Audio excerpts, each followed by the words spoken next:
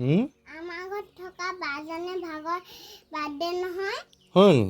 তুমি কিতাপ এখনো আনি নিদিলা বাকো নিদিছিলা দাদাকো নিদিছিলা কিতাপ বা কাৰণে নানিলা যে আনিব লাগিব দেই।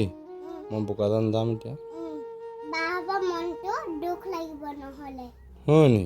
বা ভাগৰ পাপা নাই মা নাই নহয়। হ'ব বাৰু কথাটো দেই। আনি দিম বাৰু ৰ'বা।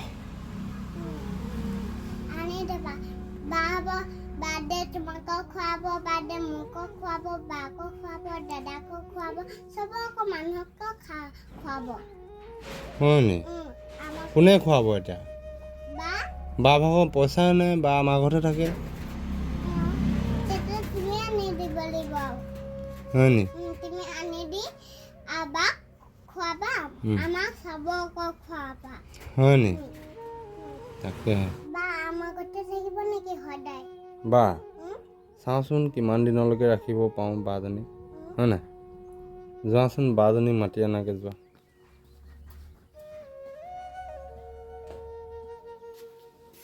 আহিলা এইখিনি বহা।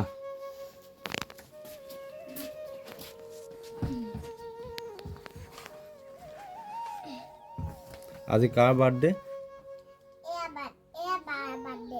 হয় নি? তেতিয়াহ'লে আজি বাক কি দিম বুলি ভাবিছা তুমি? কিতাপ। ঠিক আছে বাৰু কিতাপ এখনকে দিব লাগিব হয় নাই? আজি তোৰ মনটো কেনেকুৱা লাগি আছে? ভাল লাগিছে। কিমান ভাল লাগিছে? আজিতো তোৰ মা নাই কাষত দেউতা নাই ভাল লাগিছে জানো? তই এনেহে কৈছ মোক হয়নে নহয়? তই মোক কথাষাৰ কৈছহে তই ভাল লাগিছে বুলি। তোৰ চাগে ভাল নাই লগা কিমান কি লাগিছে সেইটো মই বুজি পাইছোঁ হয়নে নহয়? কিন্তু দুখ কৰিব নালাগে। ভালকৈ পঢ়া শুনাবোৰ কৰ। ভৱিষ্যত নিজৰ জীৱনটোক গঢ় দিবলৈ চিন্তা কৰ। একো নাই বিপদত পৰিছে মা দেউতা কিবা এটা কাৰণত আজি তোক এইখিনি দুখ তই পাবলগীয়া আছিলে সেইকাৰণে পাইছ বা সিহঁতিও কিবা এটা চাগে হ'বলগীয়া আছিলে হৈছে হয় নাই? কিন্তু তই নিজে এদিন ভাল মানুহ হৈ নিজৰ মা দেউতাৰ কথা ভাল চিন্তা কৰি কিবা এটা কৰি দেখুৱাব লাগিব নাই? পঢ়া শুনা ভালকৈ কৰিব লাগিব দেই। কৈ দিলোঁ। আৰু বহুত লোকে সুধি আছিলে যে আমাৰ ঘৰত কোন কেনেকৈ থাকে কোন কেনেকৈ আছে। বহুতেই কমেণ্ট কৰিছিলে আৰু মেছেঞ্জাৰতো মেছেজ কৰিছিলে। আজি আমাৰ পৰিয়ালটোৰ বিষয়ে লৈ আপোনালোকক সম্পূৰ্ণ এই ভিডিঅ'টোত পাব আমাৰ ঘৰত কোন কোন আছে। আপোনালোকক দেখুৱাই আছোঁ। এজনী হ'ল মোৰ ডাঙৰ ছোৱালী আৰু এয়া আমাৰ বৰ্ণিল আৰু এয়া মোৰ ভণ্টি মোৰ মামাৰ ছোৱালী। কিন্তু মাক কিবা কাৰণত কেনিবা দুখ পাই গুচি গ'ল আৰু দেউতাকো এতিয়া মানসিকভাৱে বিকাৰগ্ৰস্ত।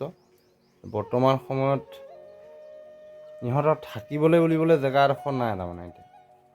আৰু সেয়ে ছোৱালীজনী বাপেকে আনি মোক ইয়াত গতালেহি। মাকটো নায়েই বাৰু আৰু বাকীখিনি কথা ইমানকৈ ক'বলৈ নাযাওঁ।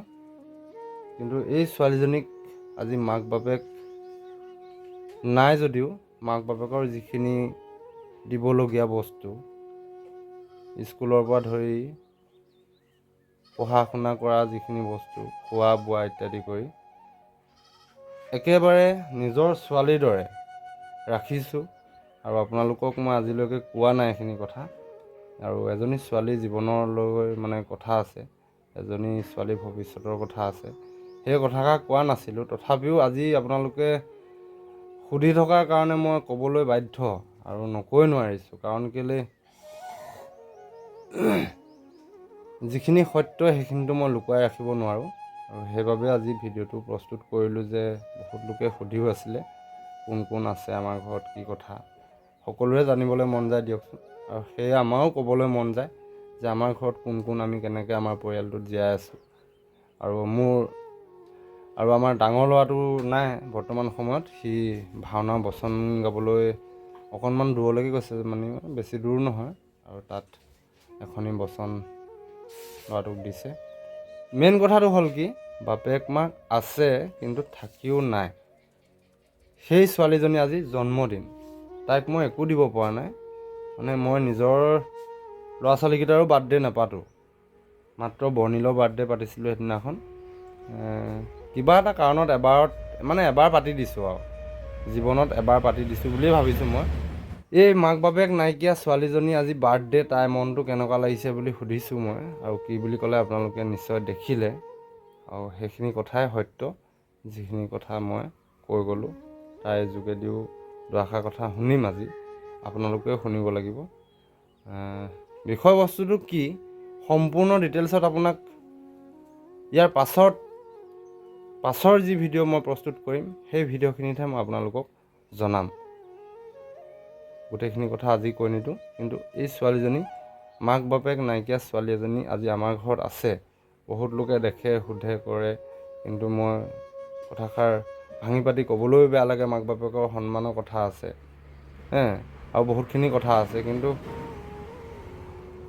যিমান যি নহ'লেও মানে এহাল মাক বাপেকে ল'ৰা ছোৱালী জন্ম দি আনৰ ঘৰ বুলি ক'ব লাগিব, এখন আনৰ ঘৰত ৰখাটো এটা বহুত ৰিক্সি কথা।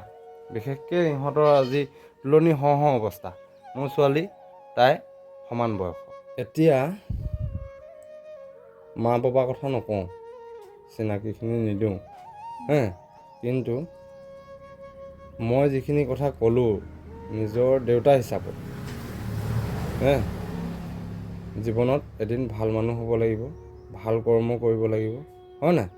আজি তই মোৰ ঘৰত আছ বুলি তোক একো কিবা কষ্ট পাইছে নি? ইয়াত থাকি কাম কৰিবলৈ দিছোঁ নি? কিবা একো কাম কৰিব নালাগে, মাত্ৰ পঢ়া শুনাত মন দে, এদিন ভাল মানুহ হৈ দেখুওৱা, বুজিছ?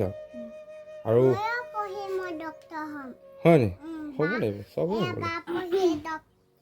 পুলিচ হ'ব, মই পঢ়ি ডক্টৰ হ'ম, পঢ়ি বাই নাৰ্ছ হ'ব।